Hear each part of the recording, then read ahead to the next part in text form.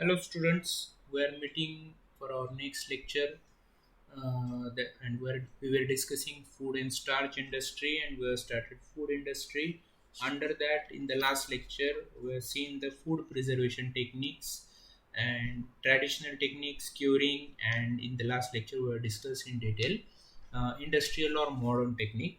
But when I posted on Google Classroom regarding the queries and doubts, only one student come up with his doubt, and here in this video along with our lecture I would like to discuss those uh, his difficulties. Actually I could answer him personally, but I thought this will be beneficial for everyone in the classroom.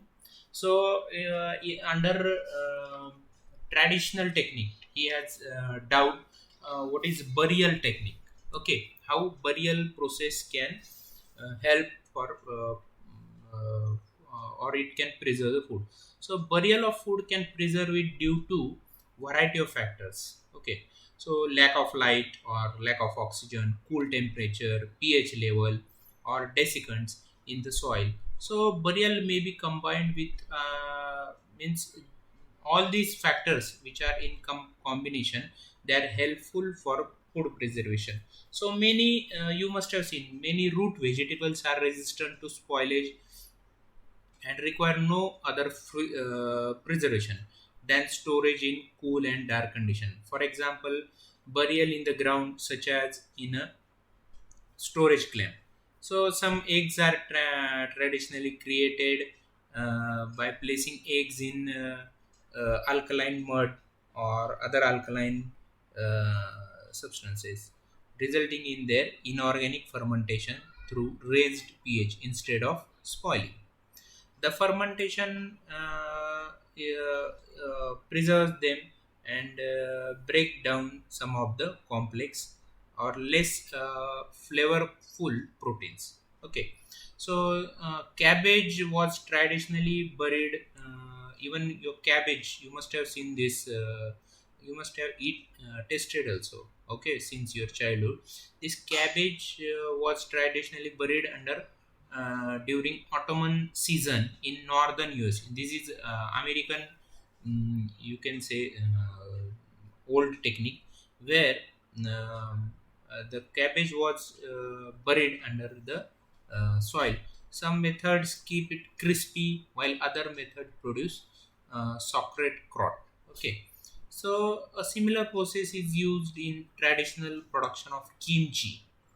Sometimes even meat is buried under condition that cause preservation. If buried on hot coals or ashes, the heat can kill pathogens, and the dry ash can desiccate, and the earth can block oxygen and further contamination. So burial helps for the food from spoilage.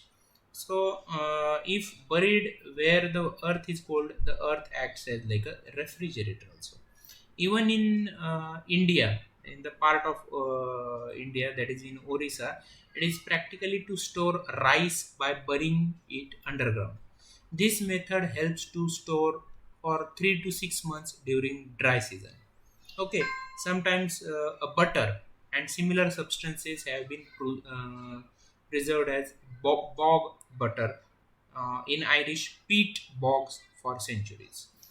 So these are the various in various forms the burial technique is used. Even in if you go in Maharashtra, you must have seen there are underground, you can say basement kind of rooms used to be there under uh, the monuments. Okay, so if you go in villages, you will find houses. They're called as vada. Under vada, there is such space is made where the farmer used to bury the grains so that it will be preserved for longer time. Okay, so this is about the burial. Then under modern techniques he has doubt for irradiation. Now in physical chemistry since 11th, to 12th or even in your FYSY, you have learnt radioactivity.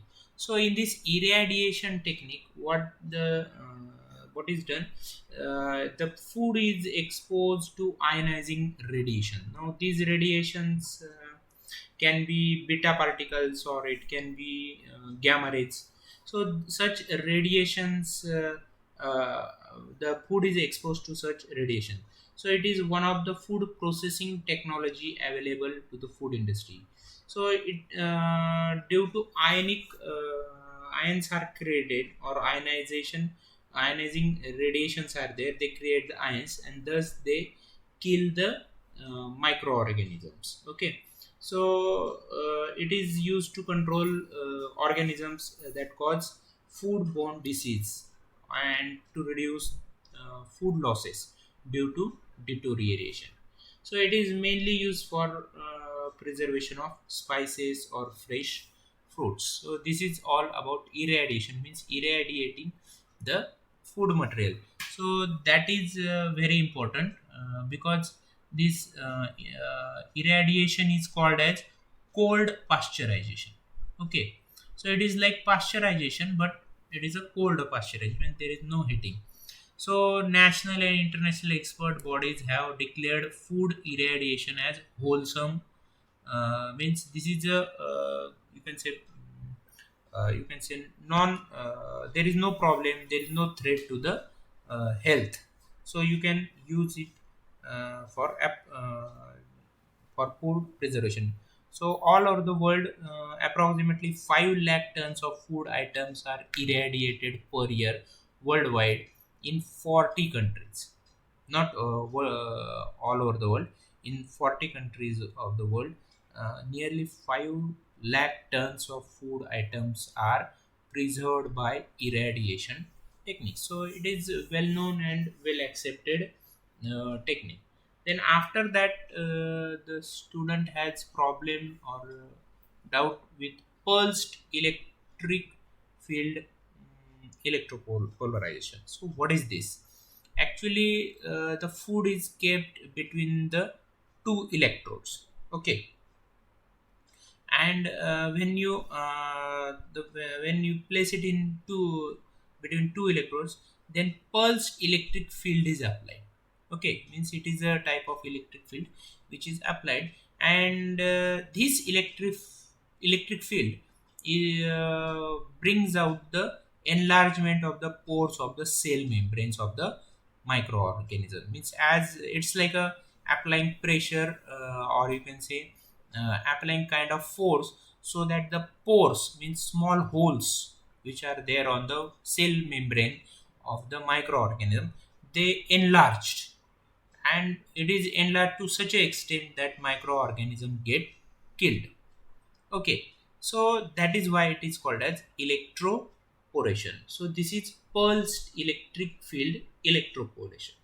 Okay, so this technique is also used in many countries, but it is still under development. It is not used in general. There are many things to be developed regarding this PEF technique. So for cell integration disintegration purpose, especially potato processors show great interest in this pulsed electric field technology. Okay, so potato applications are already operational in US or in Canada. There are also commercial PF potato applications in various countries in Europe. So mostly this is under development. Okay, but in this technique, a pulsed electric field is applied across the food material for the enlargement of pores of the cell membranes. Okay, then after that, the student has problem with biopreservation. Okay, so in this biopreservation, you can in biopreservation is use of natural or controlled microbiota or antimicrobials as a way of preserving the food and extending its shelf life. Okay, so beneficial bacteria or fermentation products produced by these bacteria are used in biopreservation to control spoilage and spoilage of the food. It is a benign ecological approach which is gaining increasing attention. Okay, so of special interest are lactic acid bacteria, which is called as LAB, lactic acid bacteria. Lactic acid bacteria have antagonistic property, means against. Okay, so these properties make them particularly useful as biopreservative. Okay, so when these lactic acid bacteria are added in the food material, they compete for nutrients with uh, uh, you can say undesired microorganisms. So their metabolites after eating those nutrients, the metabolites often include active antimicrobials such as lactic acid, or there may be acetic acid or hydrogen peroxide or peptide bacteriocins.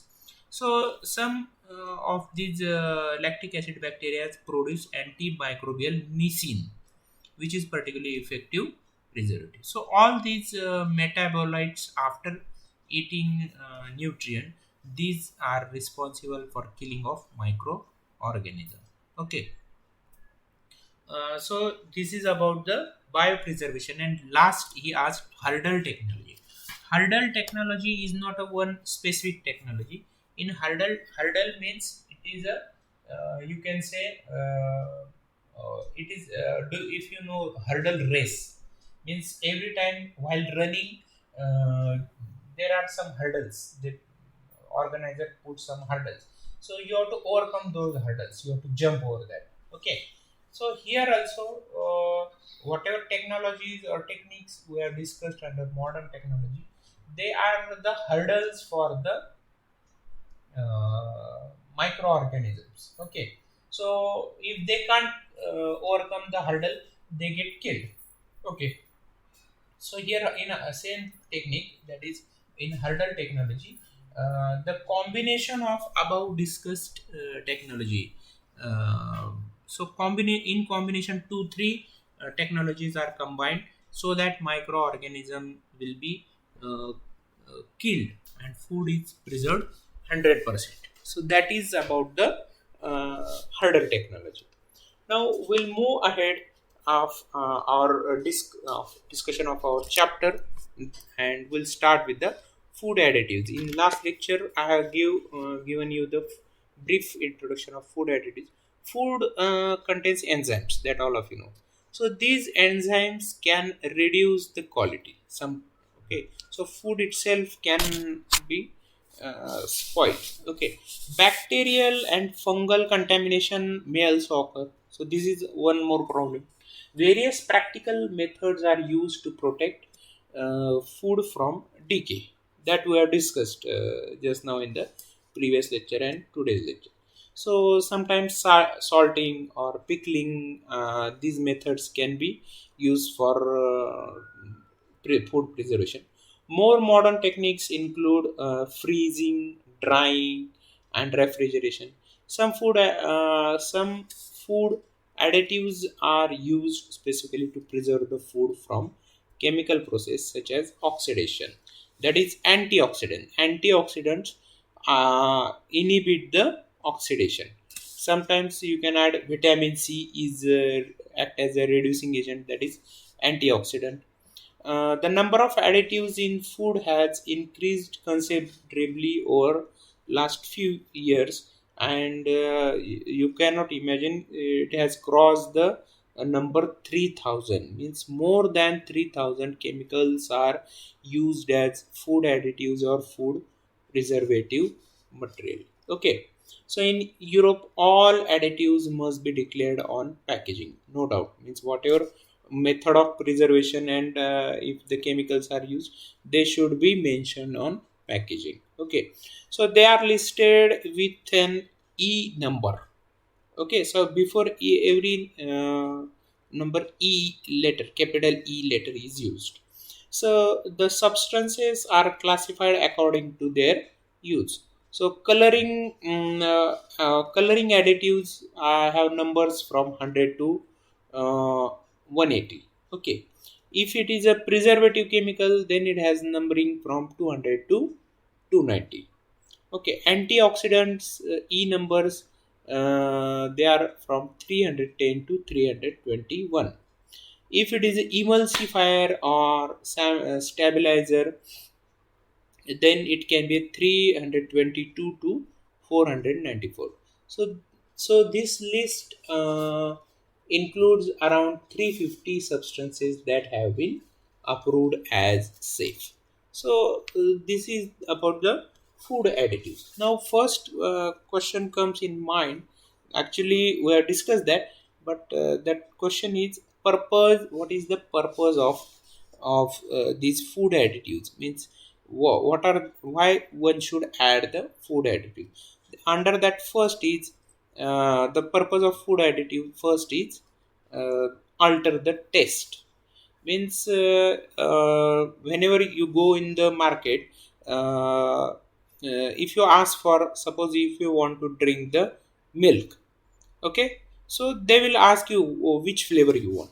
Okay, either you can ask for strawberry or almond or rose or some, there are many kinds of flavors. Okay, so these nowadays milk is not, you may get the original milk or you will get the flavored milk.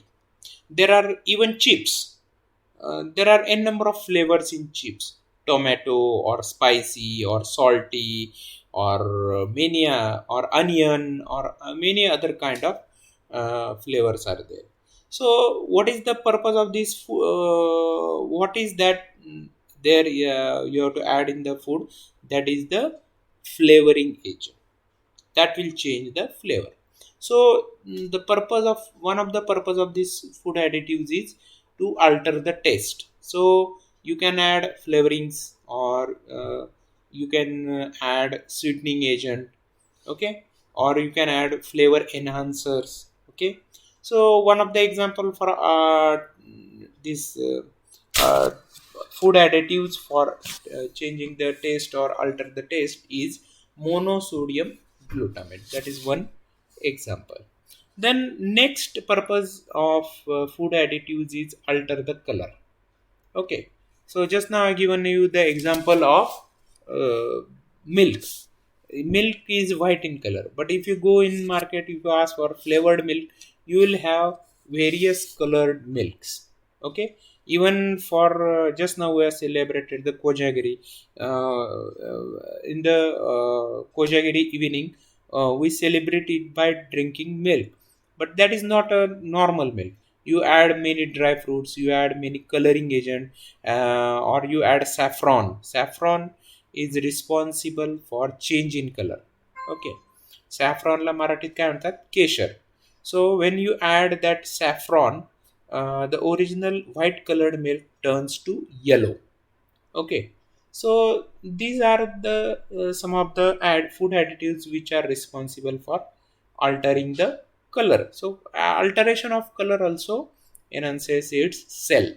For example, caramel or saffron, or there are many other coloring agents which are added. Okay, even you must have heard about the jilbi color. Okay, so that color is added in while making the jalebi. Okay, or even in shrikhand or chakka, you add those saffron or jalebi color, which will turn it to yellow or orange. Okay, so alteration of color is also important. Then next is alter the storage life. This is very important. This is alteration of storage life, means you have to preserve the food, the food preservation. So basically we have discussed many methods for food preservation in the previous lectures. As a food preservative, or you can say to alter the storage life, you can add antioxidants. Okay, so these antioxidants like vitamin C, they retard the oxidation of unsaturated fats, oils, coloring and flavoring agent. Okay, so these antioxidants are very important. So if antioxidants are not added, then obviously oxidation will take place, and that oxidation will be responsible for loss of color or generation of rancidity. So such things means it is a kind of spoilage of food. So spoilage of food is mainly one of the reason is because of oxidation. So if antioxidants are added, oxidation will be inhibited, and thus the storage life will increase. Okay, so here there are in various examples of such chemicals which are used as antioxidant. Then next is alter the texture. Okay, so emulsifiers or stabilizers. Texture means here means, for example, if you take fruit pulp, fruit pulp is different. Okay, when you want to convert it to gel, okay, so how gel can be made? You have to add gelatin or agar or maize flour or arrowroot. So such food, when you add such food additives, then it will convert it to gel. So that is a change in texture. So there are many emulsifiers are there, stabilizers or thickeners like starch or anti-caking agents. Anti-caking means no formation of cake like structure, or you can say humectants or gelling agents, for example pectin. So these change the structure of the, or not structure, texture of the food material. So these are the four purposes for which the food additives are added.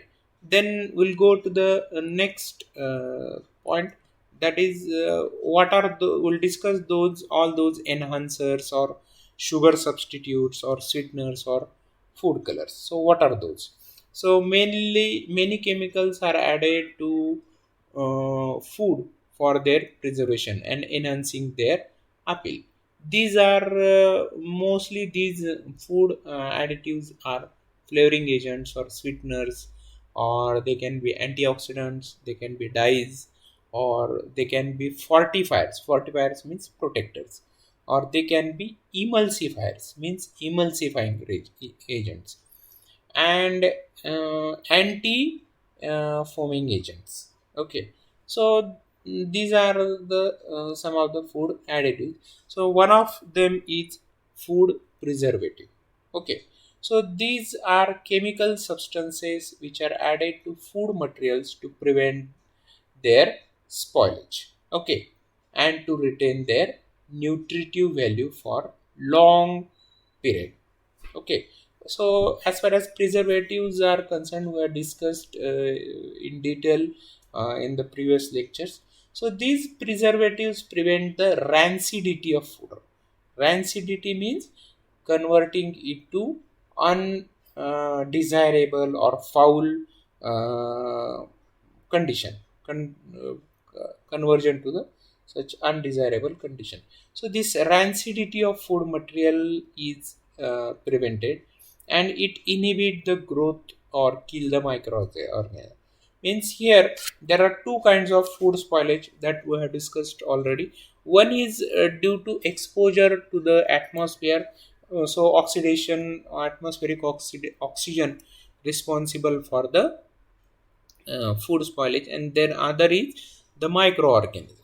So these microorganisms are also get killed by using food additives. So what are those food additives? One is common salt, mostly in pickles. You, I told you that pickles, if you add a lot of salt, salting kills the microorganism. Then you can add sugar, because sugar is dehydrating agent. You can add oil. Oil you must have seen for pickles. I have given you the example. Oil avoids the contact with atmospheric oxygen, and spices provide a medium that reduces the activity of microorganisms. Okay, so addition of sufficient amount of salt to food material is called salting. It is used for prevention of raw mango, आवला, beans, tamarind म्हणजे चिंच, fish, meat, etc. Okay, so you can preserve all these material by salting. Okay, by addition of salt. It prevents the water from being available for microbial growth. Means this salting do not make available water for growth of the microbial. So sugar syrup is used for preserving many fruit such as apples, mango, strawberry, carrot, etc. So other substances such as vinegar, oil, spices, citric acid are used for preserving food material. For example, pickles, ketchups, jams or scotches. Okay, so these are the various you can say food additives which are responsible for food preservation. Okay, so salting, or you can add think about oil or sugar or spices or vinegar, oil, citric acid. These are the various you can say food preservative material. Okay, the growth of microbials can also be prevented by adding some chemical substances such as sodium benzoate. Okay, sodium salt of benzoic acid. So these salt of benzoic acid or salt of propionic acid, sorbic acid, potassium metabisulfate. These are the used as you can say food preservative. So these are the in old days salt, sugar or oil was used. Nowadays you can add artificial you can say food additives. They inhibit the growth of bacteria and fungi. Okay, so nowadays artificial food additives which are used are calcium propionate, as I told you, salt of propionic acid, or you can use sodium nitrate or sodium nitrite or sodium bisulfate. So these are the various artificial food additives which are used. Okay, so in the next lecture we'll discuss we'll discuss next point under the enhancer, sugar substitute, sweeteners and food colors, that is artificial sweetening agent. Okay, actually I think we have sufficient time, we can continue our lecture. So in today's lecture this small point will cover, that is artificial sweetening agent. Okay, so what is this artificial sweetening agent? Actually when you talk about to make the food sweet, the first thing comes in our mind, just add sugar. Okay, or add jaggery. Okay, you can add jaggery or sugar, but these you can say traditional sweetening agent has created some problems, health issues. So in modern techniques artificial sweetening agents have come up. So these chemical compounds which give sweetening effect to the food enhances its odor and flavor. Though natural sweetening agents such as sucrose, lactose, uh, cane syrup, honey are commonly used, artificial sweetening agents have been used since discovery of saccharin. You must have heard about saccharin. Saccharin was discovered in 1880. Okay. So artificial sweeteners are two types, namely non-caloric sweeteners and sugar alcohols. Okay. So not non-coloring, non-caloric means here there is no you can say carbohydrate. They are just responsible for sweet taste. Okay, so non-caloric sweeteners do not add calories to the food. Okay, they are used in snack food and cold drinks. For example, saccharin or aspartame. Okay, so this aspartame and saccharin are used as a artificial sweetening agent. Sugar alcohols are also used in chewing gums, or hard candies. They have almost same calories as sugar, sorbitol and mannitol. A sugar substitute is a food additive that provides a sweet taste like that of sugar while containing significantly less food energy. Basically, sucrose or you can say any carbohydrate is a source of energy. It acts as a fuel, but presence of excess amount is not helpful for the health of some of the people, especially who are suffering from diabetes. So they use these non-caloric food additives, which gives the sweet taste, but they do not give any energy or they are not you can say they less food energy they contain. Okay, some sugar substituents are natural and some are synthetic. Those are not natural are in general called artificial sweeteners. Okay, so sugar substitutes are used for number of reasons why it is to be used. Some of them are as follows. Okay, so we'll discuss what are those per you can say what are the reasons for use of artificial sweetening agent. First is weight loss. Means if we go on eating carbohydrates for sweetening agent, then obviously your weight will you will gain the weight. Okay, so if you are using non-caloric artificial sweetening agent, there won't be any weight gain, rather there will be weight loss because they are not fuels or they are not giving any kind of energy. Then next is these carbohydrates when you eat, they stick to your teeth and they are responsible for dental decay. So if you are using artificial sweetening agent, they immediately go to the stomach and without digestion they get excreted. So there is no problem for dental issues. Okay, so dental care can be taken if you are using artificial sweetening agent. Okay, then next is diabetes mellitus. Means this is a kind of diabetes. So carbohydrate or starch or carbohydrates are responsible for this diabetes. So diabetes can be controlled by using artificial sweetening agent. Then reactive hypoglycemia means when you uh, hypo means glycemic index is one of the parameter of health. So if glycemic index means glycemic acid or you can say amino acid. Okay, glycine is released from after digestion of rice. Okay, so if there is a hypoglycemia means less production of you can say glycemic uh, glycine amino acid, then it is called as hypoglycemia. So this hypoglycemia can be avoided by use of artificial sweetening agent. Okay, then